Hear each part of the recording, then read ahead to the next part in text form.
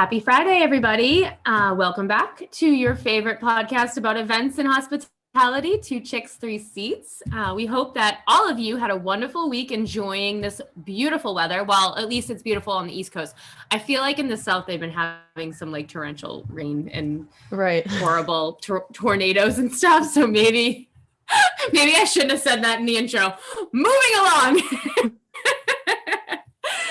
But in the East here, and I think also on the West Coast, this beautiful weather and reopening to fuller capacities and planning events maybe has made for brighter weeks for everybody out there. Summer's in the air for sure, and it looks like it's going to be the most normal we have seen since our pre-pandemic lives. That's for sure. So for today's episode, we're going to talk about Generation Z in the hospitality industry, specifically from the perspective of hiring Gen Z as employees. And I know that Rachel and I are probably going to have some different views on this because she is Gen Z. I am clearly Gen Z. not. So let's get right into it. Rachel, you can start. Thank you, Kate. Okay. So, what inspired this episode was we found this really interesting article that was basically talking about the importance of having Gen Z on your staff and exactly how to attract this group of workers in the hospitality industry.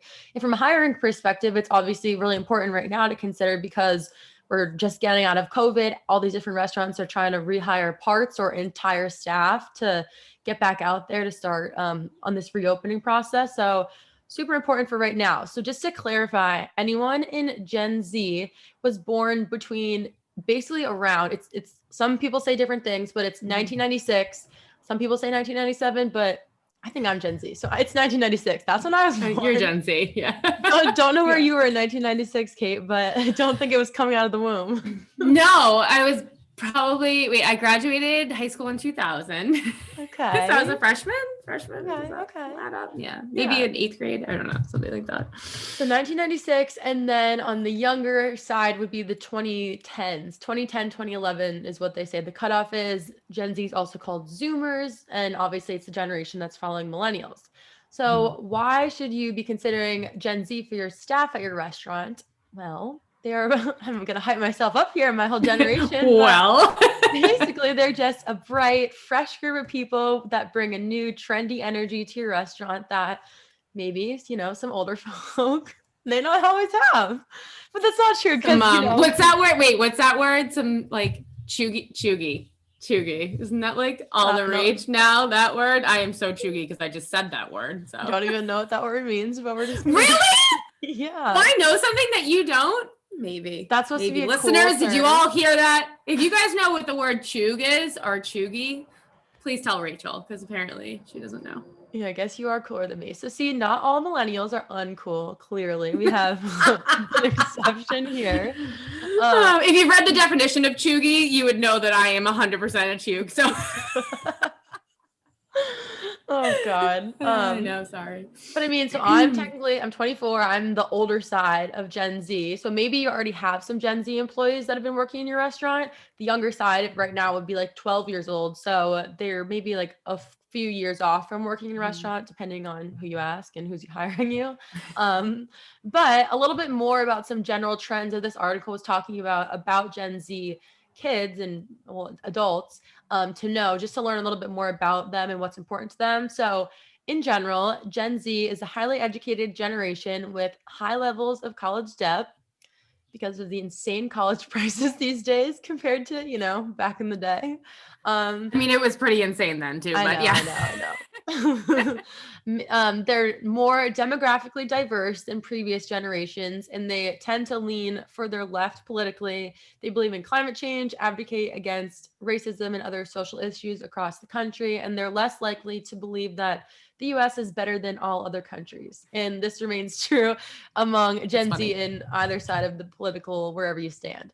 Which I just thought was interesting because I think a lot of these things, I see them among people that are my peers. And so I think it's definitely important to consider just to know about the generation. But without all that being said, all these different things go into, and what makes a Gen Z go into what they're looking for in a career, and specifically when they're looking at jobs in the hospitality industry and how can restaurants accommodate this kind of person and what they're looking for. So Kate, kicking it back to you. Pay and benefits. Pay and benefits. Yeah, like what Rachel said before, considering the high amount of student loan debt that most Gen Zers have, clearly, like most of us have that debt, but I think you're right in the fact that it's a lot higher now than it was. I mean, it's like the college I went to is probably 3 times more expensive than it was when I graduated there, which is disgusting. And it's a state school. So that's what my dad always says too. And like, he's obviously older than you, but he's always like, just, it's insane comparing to what it used to be like for one semester of college. It's so crazy. And I remember it went up for in-state. I went to UMass Amherst. For in-state, it started at like 18, a year. And then it went all the way, by the time I was a senior, it was 27 a year. So even in that like short amount of time, it like skyrocketed, which, now I'm sure it's probably like 50, God only, I don't even know. And that was like Harvard back in the day.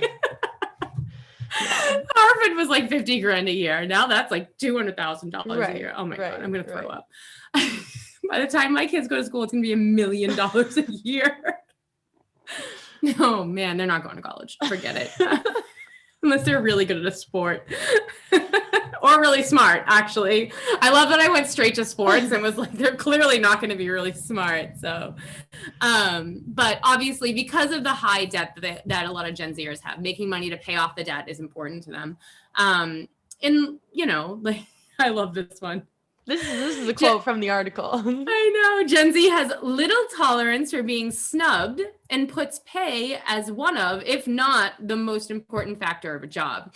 And, that's funny, I think, like, because I think I'm somewhere, what is before millennial? I don't even know what that is before millennial. Baby boomer?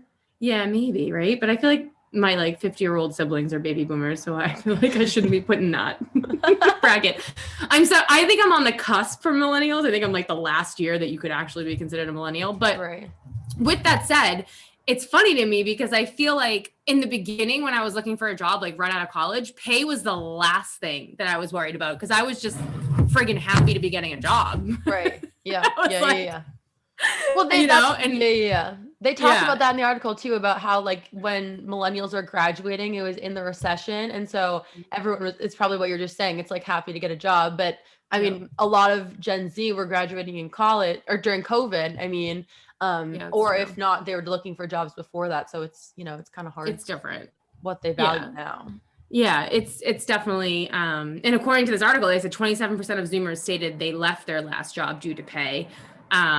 So yeah, the hospitality industry would be an interesting spot for Gen Zers because they can everyone can make as much money as the effort you put in, you know what I mean? So of course, if you work a bunch of shifts and, especially if you're front of the house, you'll make more money. If you work harder on your shifts, you'll make even more money and so on and so forth. So I do think the hospitality industry would be a good fit. But this is definitely something to consider because it could be a challenge for the restaurant industry to pay them as much as they're looking to get paid.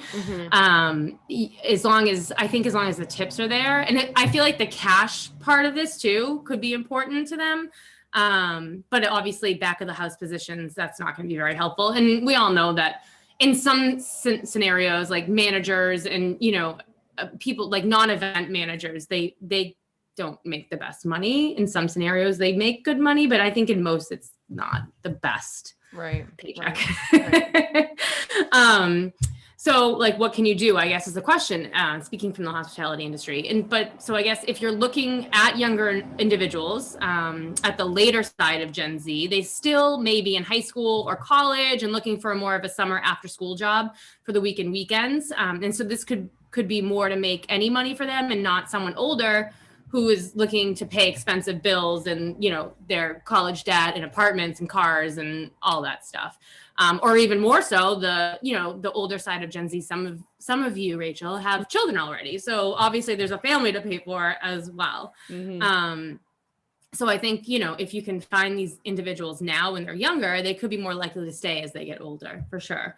And I do think like we had talked about this before, Rachel, but like I feel like getting into the hospitality industry used to be more difficult. Like, I looked for jobs for friends who didn't have any, who saw me making all this money in high school and college and in grad school, and were like, oh, I'd love to, serve or be a bartender or whatever and make the money that you make in tips. And I would try to get them jobs, but either like they wouldn't get hired because they have no experience, or they wouldn't last because it's almost easier to build that experience when you're younger because your tolerance is higher for the kind of crap that you go through in the hospitality industry. And then you just fall in love with it and you never want to leave. So I do think that catching them when they're young is probably a good idea. But what else can be offered to incentivize Gen Zers aside from pay is one of the questions here. So benefits are a big one, obviously. And according to one job report in this article, Gen Z's top 3 desired benefits included health insurance, which came in at 32%, remote work, which obviously you can't do in a restaurant, 25%, and a 401k retirement plan came in at 25% as well. So obviously you can't, in a hospitality, you can't do remote work, but you can offer them health insurance, PTO, and retirement plans. And a lot of restaurants are starting to do this post-COVID because some of the reasons why they couldn't get people back after COVID was because they weren't offering those things. And these people went to places that were open during COVID, like Amazon or, anywhere like Starbucks, they offer health insurance.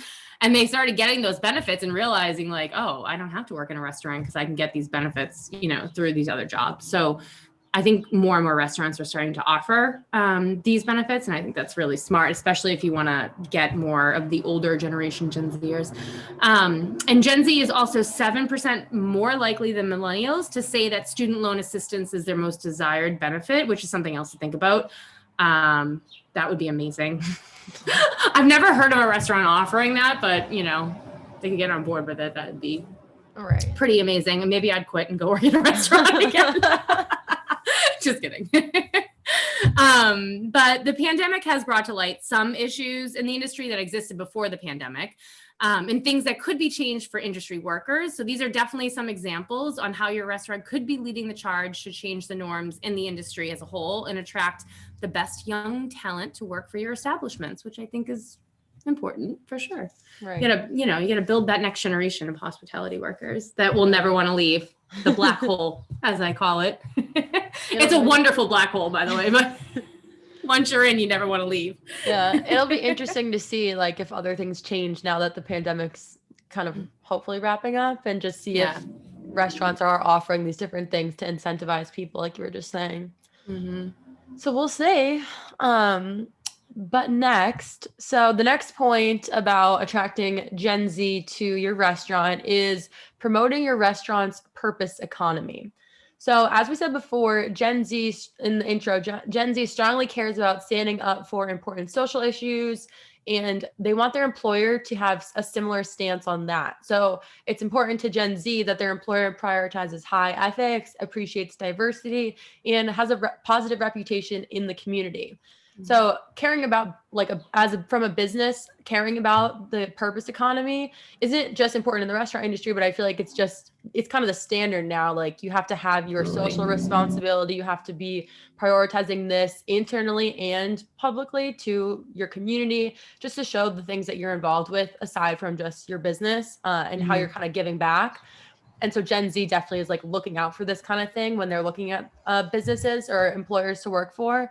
So restaurants definitely want to make it clear to employees and to anyone they're interviewing in the hiring process that they care about the important values and the social responsibilities that potential Gen Z employees do care about as well. So no matter if you're a huge restaurant group or you're just a small individual location, upholding all these values is going to be super important for you to attract this kind of talent. So how can your restaurant specifically do this if you're not doing it already? So if you want to, you're going to want to build and promote your restaurant as an inclusive and welcoming place to everyone, the staff and the guests. You want to make it clear that harassment and bigotry aren't allowed in the workplace from employees or guests. Make that, what you stand up for. And you should be always treating your staff well, of course, and no one getting shortchanged or feeling disrespected for their roles in the business. And then from a public perspective, operators are going to want to promote any noteworthy causes, social causes, or any other good deeds, just kind of that you're involved with outside the restaurant walls, you can talk about that publicly and just make it clear to your employees and to your community what you've been doing. What local charities are you working with? Is this a priority to you as a business? How do you prioritize sustainability and eliminating waste, which is a big one for the restaurant industry? What projects has your restaurant participated? And basically just as a business in your community, Gen Z is going to want to see how you provide for the community in ways that are other than just, serving delicious food and having exceptional service. So this is definitely going to make you stand out to future employees that are wanting to look at your restaurant and maybe help you stand out from other restaurants that they could be looking at. So it's a huge thing right now across the board. Yeah, I feel like this is one thing that I love about your generation is that you have brought these issues, to the forefront, and they're, I think that the fact that it's important is a good thing. Right. Definitely. Right. And then the next one, which is one of my biggest things, this is definitely one of my biggest things when it comes to a job, is work-life balance. And, it's key. I feel like it's key across the board, maybe, but I think more so with millennials and Gen Zers. I think of the ones who really care about this. I mean, I think everyone probably wants it, but maybe cares less than we do. But I do think that Gen Z, definitely are like number one in caring about this. And they're the ones who are often questioning if they're really meant for a 9-to-5 job. Is it part of my life journey? I feel like that's a very Gen Z thing. Everyone's gonna just be an influencer and a remote worker, and how can you get away from the 9-to-5 job? It's so true. But this is a terrific way for the restaurant industry to fit into the interests of Gen Z workers, because it can offer some great flexibility, of course, and not put them in front of a computer all day long. Which, I think that that's what a lot of Gen Zers want in order to also facilitate and have time to become that influencer that they really want to become. Kind of true. It's kind of true. It is true. It is. I think it is. So if a Gen Zer is looking at a 9-to-5 job that then also offers low pay, that is not going to fly for them. Obviously, we just talked about that they hate the low pay. They don't 9-to-5. God, you guys are demanding. Okay, I work a 9-to-5 job. So. I know you do. I'm kidding. And you work very hard. I'm just kidding. Not you, Rachel. Yeah, see, that's why I'm like the cusp, because I'm like, a little on the edge. Yeah. Well, you know what it is? You're like me. You take the good things from that generation and the good things from the other generation and mix those together. It's kind of true. And it's definitely true. And even within the generation, like my sister, who's like 5 years younger than me, all her friends are just completely different, even than how, obviously they're younger, but just like what they, and like with social media and like their kind of work ethic and interests, it's just all. There's stages. There's stages of Gen Z. There's stages of millennials, obviously. So yeah, I like to think that I'm at the good stage.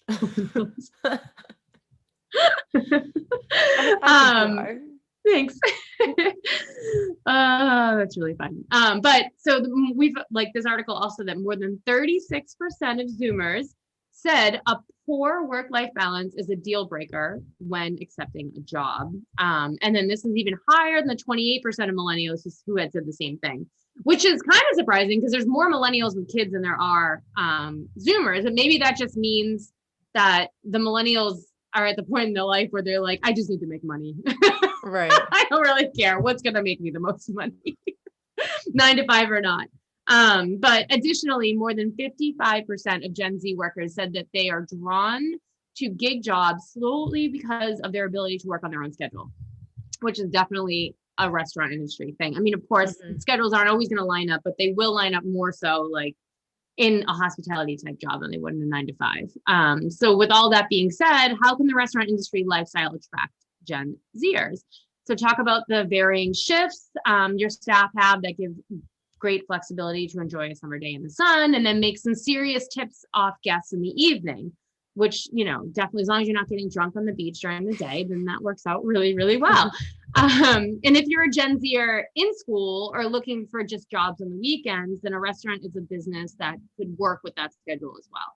And there are going to be plenty of young and old Gen Zers across the country who do not want anything to do with a 9 to 5 job after finishing their education, or even before that point, or maybe they'll get into it during getting their education and then after realize, like, I just want to keep doing this. In the restaurant industry would definitely be a perfect fit for them. So I do think, and the thing with the restaurant industry as well is that as far as like shifts go and stuff, it's not like a 9 to 5 job where you're like, oh, hey, Rachel, I can't come in today. Could you cover me? Could you do all my work? Imagine that's how this works. God, I mean, that would be amazing, but it would also cause a lot of issues, I'm sure. So yeah. That's the other thing. Like if you absolutely have to take, I mean, don't abuse that, obviously, because you don't want to be the annoying staffer who's like always calls out, like, we know that, Betsy's going to call out on Monday because you got hammered on Sunday night. Right. Posted all over Instagram. Don't be that person. But definitely that, I love that I use the name flexibility. Betsy. Yeah. Who do you know named Betsy? Literally no one, and that's why I chose that name. Anywho. Good work. Okay, well, the last point that we wanted to make from this article and on this topic is the importance of building a healthy work culture and how that's important to Gen Zers. So work-life balance is not the only thing that's important to them when they're looking for jobs. A healthy work culture is up there too, meaning that they want a job where they can be active, creative, and work in a nurturing environment that basically just cares about their well-being too. So according to the article, more than 40% of Zoomers want to have a mentor in their job to help build their confidence and their professional skills and basically just help them grow. So how can a restaurant do something like this? You could pair your Gen Z staff with your most seasoned employees, have some experienced staff show them the ropes and feel included through like some sort of specific onboarding program or just like regular check-ins with your team, learn what they want as individuals from the restaurant industry and as a career, figure out how you can kind of give them the experiences to get there. And I mean, if someone doesn't want to be in the restaurant industry for their whole life, they're still obviously learning so many skills from their job that they could and just grow as people. Right. Zoomers also love to be active and will love to hear any opportunity that doesn't necessarily require sitting down all day.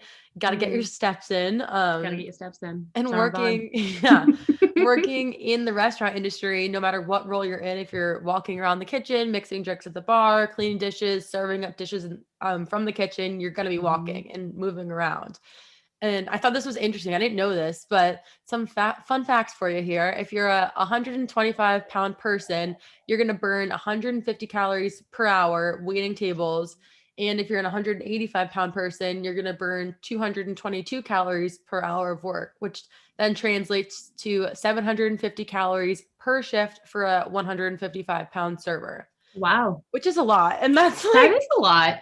And I actually think that's kind of like when I really think about it, I feel like that in certain situations, like when it's really busy, like that's a low number. Right. I never had an Apple Watch. Like I wish I had something tracking my steps when I was, when I worked at Cask and Flagon in Boston. We had to switch shifts. Like we went from bartender to server to food runner.